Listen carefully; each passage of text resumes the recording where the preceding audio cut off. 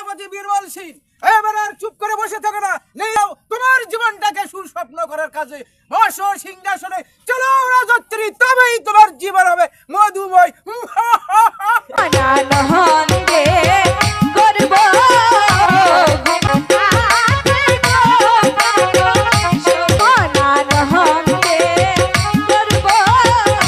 নবাব আজিম শাহকে নির্মমভাবে হত্যা করতে না পারলেই আমার এই মস্তকটাকে আপনারা মেনে নিতে পারছিলেন, তাই তো?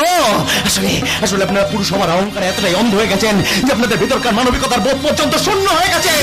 সেনাপতি বীরবল সিং এবার আর চুপ করে বসে থাকো না, জড়িত করবার আগে নিজেদের কোন নারীর সন্তান হিসেবে নির্মম হত্যা, আজিমপুরের নবাব আজিম শাহকে নির্মমভাবে হত্যা করতে না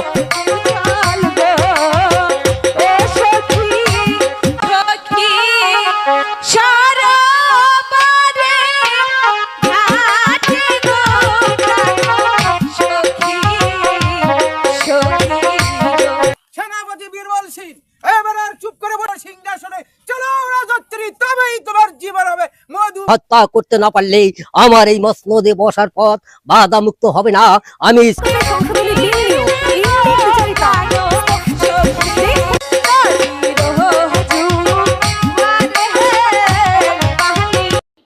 প্রিয় দর্শক, ভিডিওটি শুধু বিনোদনের জন্য তৈরি করা হয়েছে।